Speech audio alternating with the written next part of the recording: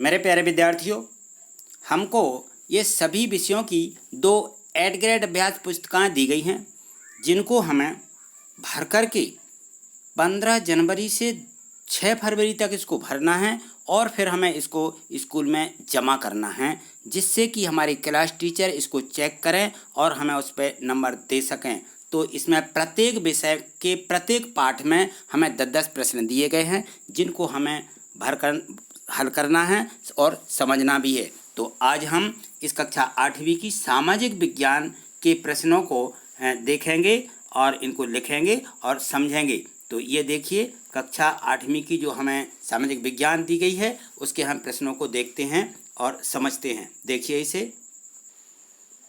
तो यहाँ देखिए, ये दिया है अध्याय 2 ब्रिटिश प्रशासन, नीतियाँ और प्रभाव। इसमें जो प्रश्न दिया गया है कि दोहरा प्रशासन प्रबंध से क्या आशय है, तो इसका उत्तर देखिए, ये हो जाएगा। दोहरा प्रशासन प्रणाली का सिद्धांत था कि प्रत्येक प्रांतीय सरकार के बीच कार्यपालिका शाखाओं का सत्तावादी तथा सामान्यतया उत्तरदायी खंडों में विभाजन, प्रथम खंड का गठन जैसे पहले होता था वैसे ही महारानी द्वारा कार्यकारी पार्षदों की नियुक्ति से किया गया। इस प्रकार से इसका ये उत्तर होगा। अगला प्रश्न देखिए, प्रश्न क्रमांक 2, इसको देखिए। दोहरी प्रशासन व्यवस्था से बंगाल की जनता पर क्या प्रभाव पड़ा, लिखिए। तो इसका उत्तर है, बंगाल के नवाब के पास शासन का संपूर्ण दायित्व था, परंतु उनके बीच ना तो शक्ति थी और ना ही धन था। परिणाम यह हुआ, इसके परिणाम स्वरूप बंगाल की दोहरी शासन व्यवस्था ने बंगाल की जनता को अपार कष्ट में डाल दिया। ठीक, अगले प्रश्न को देखें। यह दिया गया है प्रश्न क्रमांक 3, रेगुलेटिंग एक्ट के प्रमुख उद्देश्य क्या थे। तो इसके उद्देश्य थे कि रेगुलेटिंग एक्ट 1773 टी एक्ट 1773 द्वारा परख था, जिसका एक प्रमुख उद्देश्य था कि अपने लंदन के गुणों में आर्थिक रूप से परेशान ब्रिटिश ईस्ट इंडिया कंपनी द्वारा रखी गई चाय की भारी मात्रा को कम करना और आर्थिक रूप से संघर्ष करने मदद करना, और कंपनियां इस प्रकार से ये बेची गईं। अगले प्रश्न को देखिए। इस प्रश्न को देखिए, प्रश्न क्रमांक 4 दिया है, रेगुलेटिंग एक्ट में क्या क्या प्रावधान किए गए थे। तो इसका आंसर होगा, इसका उत्तर होगा कि रेगुलेटिंग एक्ट के प्रावधान कंपनी की संचालन समिति में आमूलचूल परिवर्तन करना और कंपनी के राजनीतिक अस्तित्व को स्वीकार कर उसके व्यापारिक ढांचे को राजनीतिक कार्यों के संचालन योग्य बनाना भी था। तो यह इसका उत्तर होगा। अगला प्रश्न देखिए।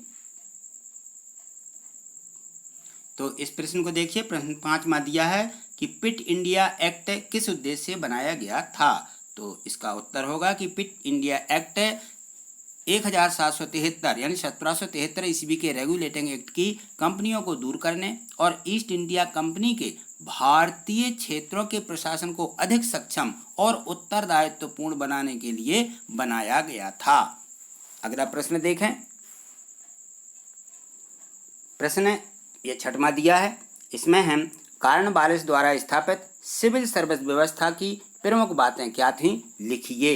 तो इसका उत्तर होगा कि जो हमारा लॉर्ड कॉर्नवालिस था, उसने ब्रिटिश शासन के दौरान भारत में सिविल सेवा की शुरुआत की, जिससे भारत में ब्रिटिश भू क्षेत्र का बेहतर ढंग से प्रशासन किया जा सके। तो कॉर्नवालिस ने अधिकारियों के लिए कठोर नियमों को अपनाया, उनके वेतन में वृद्धि की ताकि वे भ्रष्टाचार से मुक्त हो सकें, और साथ ही उसने पदोन्नति को वरिष्ठता से जोड़ा। अगला प्रश्न देखिए। प्रश्न क्रमांक 7 को देखिए, ब्रिटिश आर्थिक नीतियों का भारतीय समाज पर क्या प्रभाव पड़ा, इसे लिखिए। तो इसका उत्तर है कि ब्रिटिश प्रशासन की नीतियों से भारतीय कृषि पर अत्यंत नकारात्मक प्रभाव पड़ा तथा कृषकों की दरिद्रता अत्यंत बढ़ गई, और ये 1815 के अंत तक बंगाल की कुल भूमि का लगभग 50% दूसरों के हाथों में स्थानांतरित किया जा चुका था। अगला प्रश्न देखिए। प्रश्न क्रमांक 8 दिया गया है, स्थायी बंदोबस्त व्यवस्था से क्या आशा है, इसका किसानों पर क्या प्रभाव पड़ा। तो जो स्थायी बंदोबस्त था, तो स्थायी बंदोबस्त अथवा इस्तेमारी बंदोबस्त ईस्ट इंडिया कंपनियां जो थीं और बंगाल के जमींदारों के बीच कर वसूल करने से संबंधित की स्थायी व्यवस्था हेतु सहमति समझौता था, जिसे बंगाल में लॉर्ड कॉर्नवालिस ने बस द्वारा 22 मार्च 1773 को लागू किया था। इसका किसानों पर बहुत बड़ा प्रभाव पड़ा है। तो अगले प्रश्न को देखें। ये दिया है प्रश्न क्रमांक 9, परिवहन एवं दूरसंचार व्यवस्था से ब्रिटिश सरकार को क्या लाभ हुए, यह हमें लिखना है। तो इसका उत्तर होगा वाहन एवं दूरसंचार व्यवस्था से ब्रिटिश सरकार को अधिक आर्थिक धन मिला, जिससे उन्होंने परिवहन एवं दूरसंचार व्यवस्था को और अधिक बढ़ाया। अगला प्रश्न देखिए,